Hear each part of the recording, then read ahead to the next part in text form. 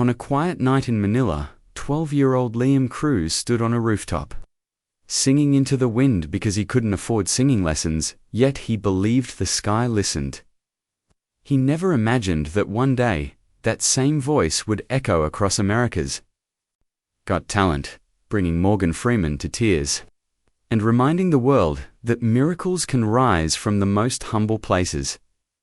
Manila's nights always arrives gently soft breezes, dim streetlights flickering like tired candles, and rooftops echoing with distant radios and laughter. But on the rooftop of a small, aging apartment building in Tondo, a different kind of sound lifted into the sky every evening. It wasn't music from a speaker or noise from the streets. It was the voice of a 12-year-old boy named Liam Cruz, singing to the moon as if it were a friend who never stopped listening. Liam wasn't the type of kid who blended into the background.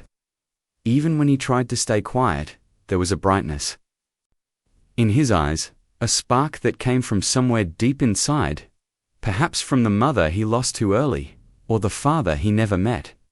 His grandmother, Lola Maria, always said his voice was a prayer wrapped in melody, something pure enough to soften even the hardest days. Every evening, after helping Lola fold laundry from the neighbors' homes, Liam climbed up the rusty ladder to the rooftop. He carried no microphone, no fancy equipment, just his bare feet, his worn shirt, and a heart full of unspoken dreams. The moon was his audience, the stars his stage lights. And when he sang, he gave everything he had, as if the universe itself was waiting to hear him. His neighbors knew this routine. Ooh, Siliam na naman, a tricycle driver would say, leaning on his motorbike as the first notes floated through the air. Children playing tag would pause. Elderly women selling snacks would tilt their heads toward the sound. It was impossible not to notice. Liam didn't just sing. He brought peace, the kind that Manila nights rarely had. But the truth Liam kept to himself was simple. He wasn't singing because he wanted attention or applause. He was singing for Lola Maria. She worked tirelessly, scrubbing clothes until her hands cracked from soap and cold water. Every night when she finished, she'd sit by their small window, rubbing her aching wrists. And Liam, seeing her pain, even when she tried to hide it, did the only thing he knew how to do. He sang to ease her burden, to make the world feel lighter for her, even for a moment. Some nights, she would climb to the rooftop with him. She'd sit on an old plastic chair while he sang her favorite lullabies, the ones she used to sing to him as a baby. Other nights, she simply listened from below, tears in her eyes, knowing that her grandson's voice carried something rare. Not talent, not skill, but soul. Still, despite all the love he poured into his songs, Liam kept one dream tucked quietly inside his heart: to sing on a real stage, one day, a place where the world could hear him, where people might understand the stories behind his voice. But dreams felt expensive, and life had taught him early that expensive things didn't belong to kids like him. So instead, he sang to the moon. Because the moon never asked him to be more. Because the moon never judged. Because the moon always listened. And in that simple rooftop ritual, a miracle was growing one note at a time. The morning after one of Liam's quiet rooftop performances, Manila awakened with the usual noise: jeepneys honking, vendors calling out breakfast specials, and children weaving through crowds on their way to school. Liam, wearing his faded sandals and carrying an old tin can for coins, walked beside his grandmother toward the plaza. It wasn't easy for him to sing publicly, but he did it because every peso helped them buy rice, medicine, and laundry soap. Lola Maria gently patted his shoulder. "Anak, only sing if your heart is okay. I don't want you to feel ashamed." Liam smiled softly. "I'm not ashamed, Lola. I just want to help." At the plaza, the world moved quickly around him: businessmen, Rushing past, tourists taking pictures, locals bargaining at stalls. Liam found his spot under a large acacia tree where street performers often stood. His hands trembled as he lifted the tin can and began to sing a soft Filipino folk song, one his mother used to hum before he fell asleep. As his voice drifted like warm air through the crowd, people slowed down. A few dropped coins. Others simply listened. But one man, an American visitor named Daniel Brooks, stopped completely. Daniel wasn't just any tourist. He was a traveling videographer who documented real stories of courage and everyday beauty. He had been walking through Manila to capture local life, but when he heard Liam's voice, he froze. There was something hauntingly honest in it, something you couldn't fabricate or polish in a studio. He slowly lifted his camera. Liam didn't notice at first. His eyes were closed, his heart too focused on singing for his grandmother and the people who needed a moment of peace. When he finished and opened his eyes, Daniel approached him with a warm smile. "Hi there," Daniel said gently. "Your voice? It's incredible. What's your name?" Liam hesitated. Foreigners rarely spoke to him. "I am Liam." "Sir? Liam?" Daniel repeated, kneeling so they were eye level. "Would it be okay if I shared your singing with the world? I took a little video. I promised to send it to you." Liam's heart raced. Lola Maria stepped forward cautiously. "Is this safe? Why do you want to help my grandson?" Angier placed his hand on his chest. "Ma'am, your grandson has something beautiful inside him. The world should hear it. No tricks. Just kindness." After a long moment, Lola nodded. Liam nodded too. Daniel uploaded the 1-minute clip that night with the caption, "This boy from Manila sings like he's healing the whole world." He thought a few friends might see it. But by morning, the video had reached millions. Comments poured in from every continent. People were crying, sharing, tagging each other, begging for more. And then, in a quiet office in California, a talent coordinator for America's Got Talent saw the clip. She watched it 3 times, each time feeling goosebumps rise. Without hesitating, she wrote an email that would change Liam's life forever. "We want this boy. We want him on our stage." All expenses covered him and his grandmother. It was the first miracle born from the kindness of a stranger who simply pressed record. The moment Liam stepped out of the airport into Los Angeles, his small hand clutched tightly around his grandmother's. Everything around him felt impossibly big: the blinking billboards, the wide roads, the endless sky that seemed to stretch farther than he had ever seen in Manila. But nothing felt as big as the thought that kept echoing inside his chest. He was going to sing on America's Got Talent. A G-Titha stage he'd only watched through cracked phone screens. The place where dreams either soared or shattered. Now, he was walking toward it, guided by kindness he never asked for but deeply needed. On the day of the audition, he wore a simple white shirt ironed by his grandmother and jeans donated by a Filipino family living in LA who saw the viral video and insisted on helping him. The kindness of strangers followed him like a warm halo. The AGT building towered above him, glass gleaming under the morning sun. Liam felt smaller than ever. Inside the backstage area, performers stretched, practiced, paced nervously. Some had sparkling costumes, others elaborate props. Liam had none of that. Just his voice and his grandmother's unwavering love. Lola Maria squeezed his shoulders. "Anak," she whispered softly, "don't look at how big this place is. Look at how big your heart is. That's what they'll hear." Before he could respond, a producer called his name. "Liam Cruz. You're next." The words hit him like a tidal wave. His legs wobbled as he followed the staff member through a hallway lined with posters of past winners. Every step felt heavier. What if he wasn't ready? What if his voice cracked? What if the judges didn't like him? When the stage doors opened, a flood of bright lights washed over him. The theater was enormous, bigger than anything he had ever imagined. The audience stretched upward in balconies. Cameras turned toward him. The judge's desk stood like a throne of stars. And then he saw them, Simon Cowell, Sofia Vergara, Heidi Klum, Howie Mandel, and Morgan Freeman, sitting as a special guest. Liam's breath caught in his throat.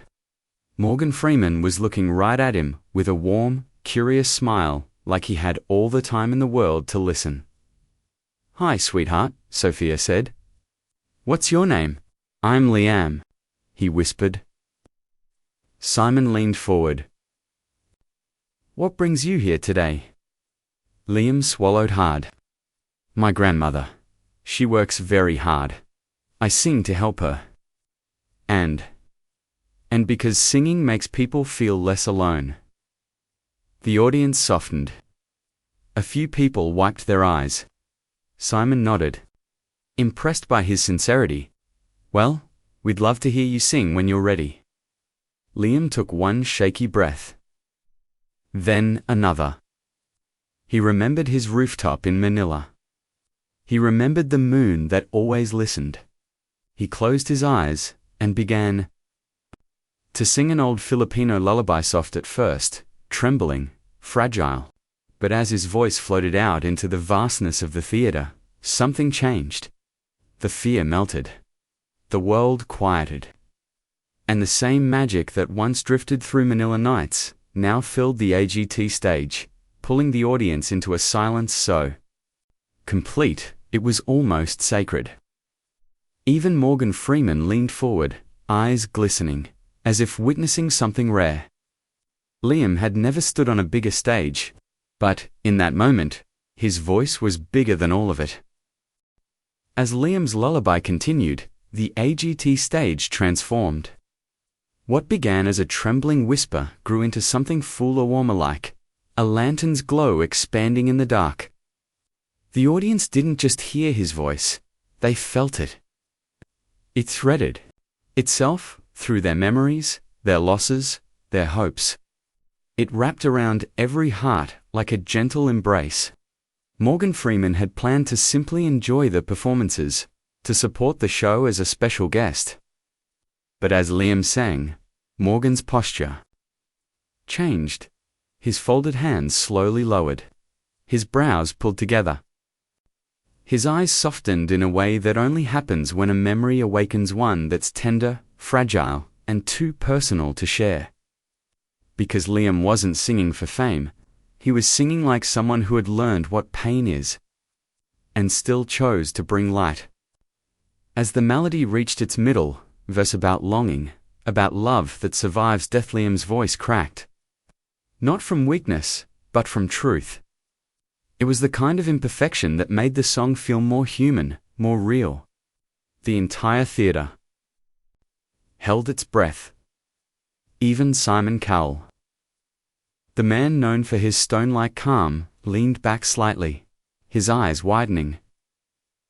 He had heard thousands of singers in his life, powerful ones, technical ones, flawless ones.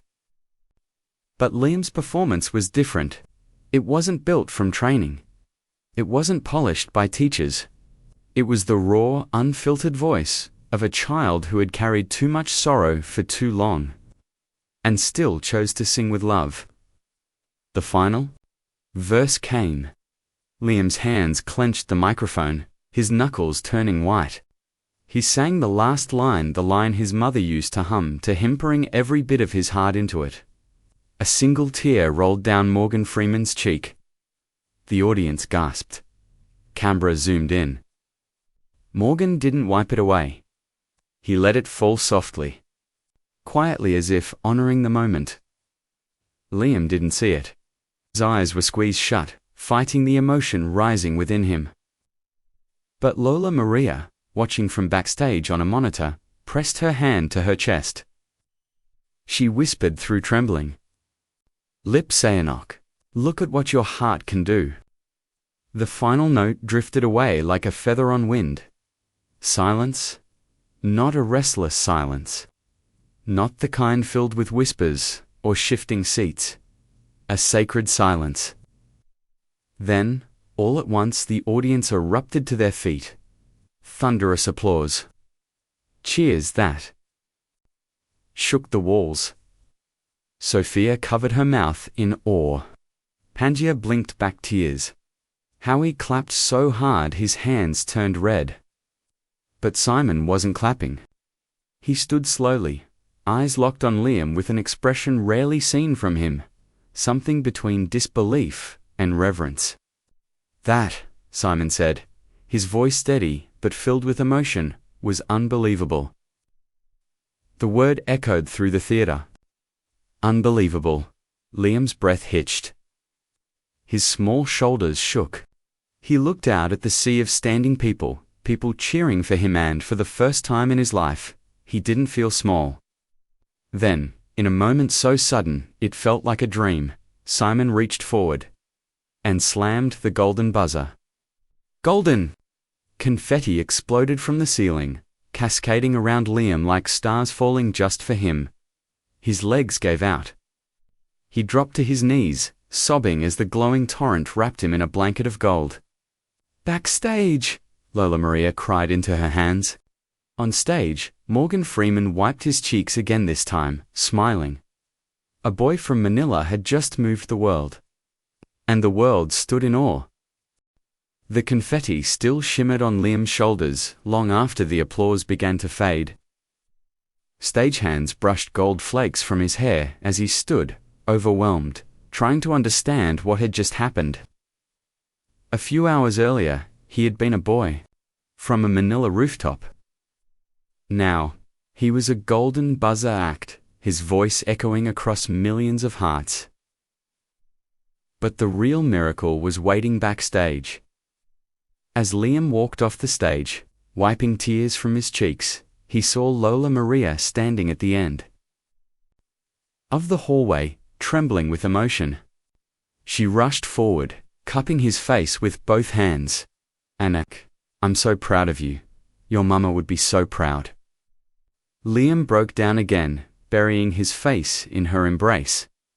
Kanjias captured the moment, but no lens could capture the depth of years of struggle. The nights spent singing to heal pain.